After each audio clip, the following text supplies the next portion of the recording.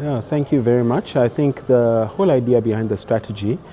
which we've talked about earlier, was just about the identification of opportunities for growth, the identification of the areas in which the industry, and the mining industry in particular, is going to grow going forward. And so the key elements of the strategy were around identification of the elements or the commodities that were going to be of high criticality, moderate criticality and low criticality going forward, not just for on the global market, but directly for the benefit of South Africa and the wider African community. So around that, the whole idea was about essentially having the pillars that would then be necessary to essentially move the strategy forward. And the first element of it, I'll just touch on the pillars that are relevant to Mintek, is just around, first of all, exploration and geoscientific data collection, access to it, that would then allow or facilitate the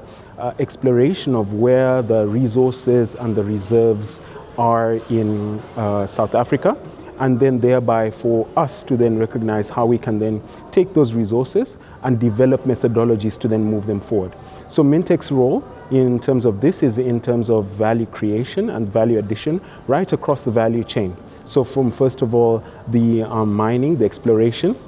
and then thereafter the processing and the extraction of materials using pyrometallurgical routes, hydrometallurgical routes, and essentially even right down to the final manufacturing of some things such as the battery vehicles, fuel cells, and that sort of thing. So we recognize that those are the opportunities and or some of the areas that are touched on as part of the critical mineral strategy are the traditional commodities such as gold and platinum, but then also the ones where we're seeing new development going forward, like the rare earths and the battery minerals. Yeah, so our local beneficiation is essentially about creating opportunities for communities to share in the wealth of different opportunities that they can recognize. So in this particular case, when you talk about the investment that is required, often when you talk about these small junior mining companies, the challenge that they have is in terms of getting the investment that is required to essentially move a project from being an opportunity to something that can then be economically viable. So Mintek's role in that is to facilitate their route through that journey. So both in terms of training, assisting people to get trained to be able to utilize the latest technologies that are economically viable, but then also essentially doing what is known as bankable feasibility, where one would then be able to demonstrate a technological route that can essentially be a laboratory scale or a pilot scale demonstration of a particular flow sheet, of a particular methodology to process a particular commodity. And that's quite important because that flow sheet, if you like, is the route that then allows you to do things in a manner that are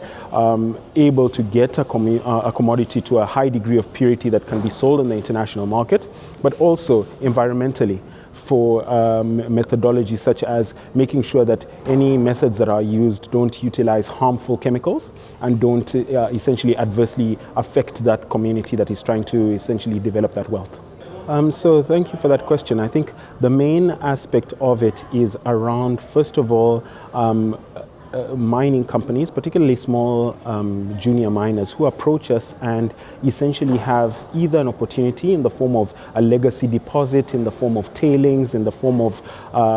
access to a particular ore body, and essentially not knowing how to move forward. So the first place that we start when we're dealing with clients like that is we essentially map out for them what the strategy will be for them to move forward from just ownership of that asset towards actually being able to develop and own that particular deposit. Because we know that the challenge in South Africa and even the wider African community has always been that a deposit is developed, but then it's a pit to port mentality. You extract the basic extraction methodology and then you send it immediately off to be sold at a fraction of its value. So instead of doing that, the strategy has been to develop ecosystems, to develop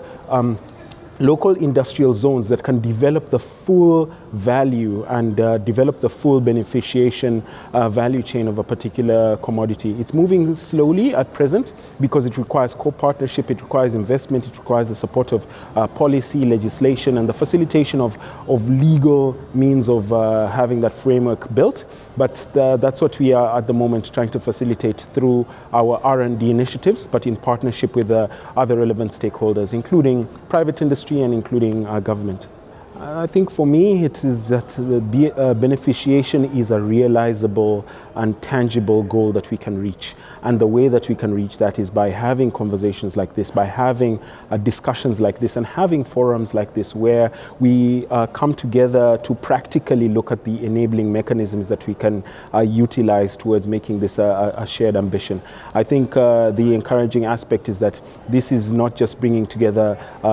research and development, it's also bringing